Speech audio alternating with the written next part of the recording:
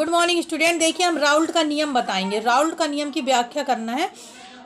तो phase equilibrium या अवस्था फलन के संबंध में है ये।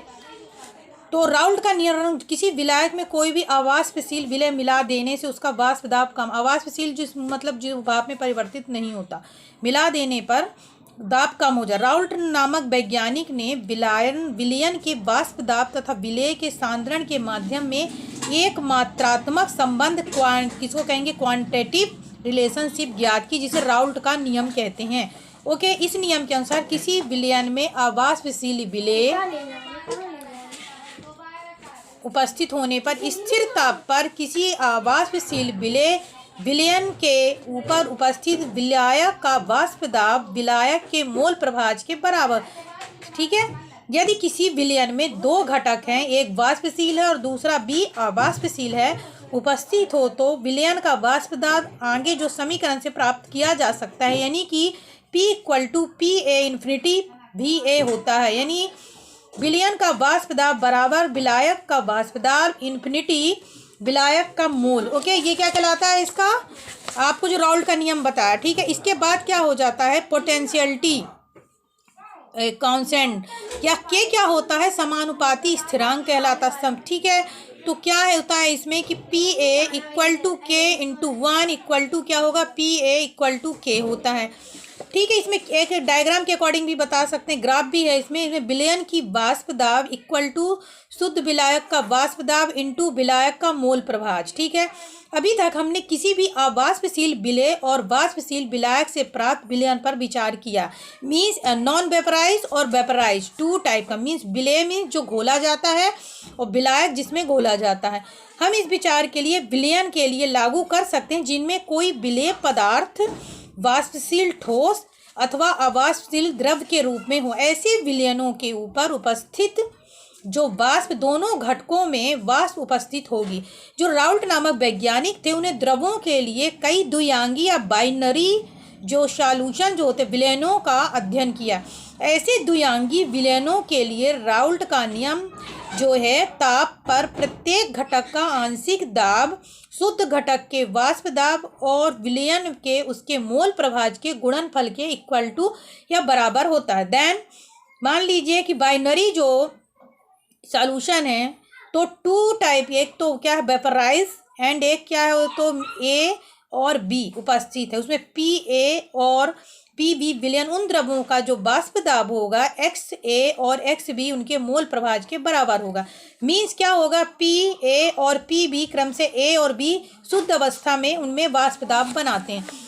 दो पूर्णतः मिश्रणी द्रवों में बने आदर्श विलयन या द्विआंगी द्रव मिश्रण दाब संगठन वक्र जो दो या दो से अधिक वाष्पशील एवं मिश्रणी द्रवों के लिए राउल्ट के नियम को इस प्रकार दर्शाया जा सकता है।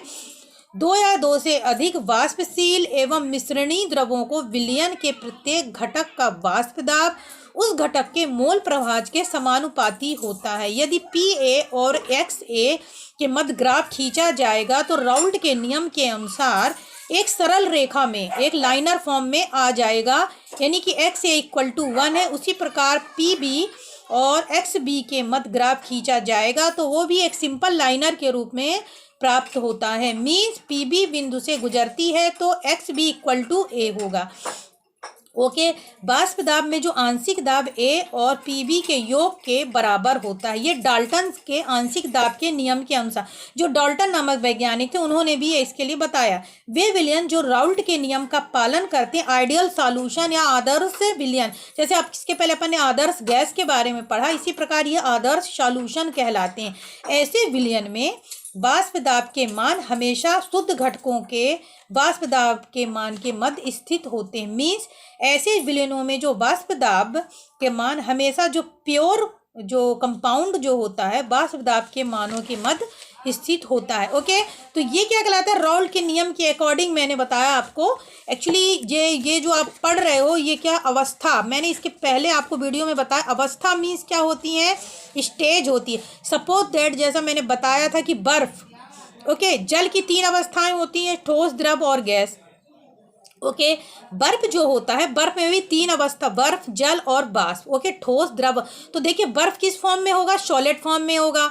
जल क्या होगा, लिक्विड फॉर्म में होगा। देन वाष्प कैसी होगी, गैस फॉर्म में होगा। ओके, तो इसमें कितने कंपाउंड बनेंगे, 3 टाइप कंपाउंड बनेगा। ऐसे कुछ एक और एग्जाम्पल होते हैं किसी विषमांगी निकाय का वह समांग भाग जो भौतिक रूप से फिजिकली यांत्रिक विधियों द्वारा पृथक किया जा सकता है। मीन्स यदि कोई विलायक में घुलकर समांगी विलयन बनता है तो तंत्र में, जैसे कि नमक और चीनी को पानी में घोलेंगे तो पूरा डिजॉल्व हो जाएगा, तो डिजॉल्व होने के बाद उसका कैसा बनेगा, एक ही प्रकार का समांगी विलयन बनेगा।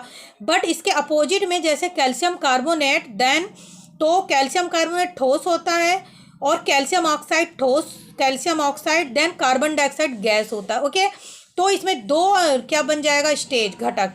तो एल्कोहल और जलकय विलयन को एक प्रवस्था होगी। मीन्स ऐसा मिश्रण जैसे कि जो एक से ज़्यादा उसकी अवस्थाएं होती हैं उसको ही हम क्या कहते हैं, फेस कहते हैं या अवस्था कहलाती है। ओके, तो ये क्लियर है। जैसे सल्फर तंत्र, आगे आपको ये सिस्टम पढ़ने होंगे। सल्फर तंत्र जो होता है इसमें 4 स्टेज होता है, रोम्बोनिक, मोनोक्लिनिक, लिक्विड एंड वेपर। तो कितना फेज होता है सल्फर में, 4 फेज पाया जाता है, rhombic, monoclinic, then liquid and vapour. Okay, calcium carbonate होता है, इसमें भी 3 स्टेज या फेज पाया जाता है, solid, solid, then gas. Calcium carbonate क्या होता है, सॉलिड फॉर्म में होगा। देन कैल्शियम ऑक्साइड भी क्या होगा, सॉलिड फॉर्म में होगा। देन कार्बन डाइऑक्साइड किस फॉर्म में होगा, गैस फॉर्म में होगा। देखिए एक एग्जांपल है कि किसी भी अवस्था प्रदर्शित करने के लिए 3 अवयवों में से कोई भी 2 जो होते हैं वो लेकर तीसरे को शून्य या ऋणात्मक मान ज्ञात किया जा सकता है। इसी को फेज कहते हैं, अवस्था कहते हैं। अगर पेपर में आपको आता है कि कैल्शियम कार्बोनेट तथा कार्बन डाइऑक्साइड की जो कंपाउंड को कैसा है, तो इसकी जो फेज जो होगी आप कैसे डिफाइन करेंगे कि calcium carbonate equal to calcium carbonate plus calcium oxide, then calcium oxide equal to calcium carbonate minus carbon dioxide, then carbon dioxide equal to calcium carbonate plus carbon dioxide. Okay, तो ये सब क्या होता है, face के according होता है, जो कि मैंने अभी आपको बताया है। इसके बाद मैं आपको बताऊंगी डिग्री ऑफ द फ्रीडम, स्वतंत्र कोट की अपक्रिया, जो नेक्स्ट वीडियो में कल आपको मैं बताऊंगी। ये आपके 10 नंबर के लिए बहुत इंपॉर्टेंट क्वेश्चन है। Okay student, thank you.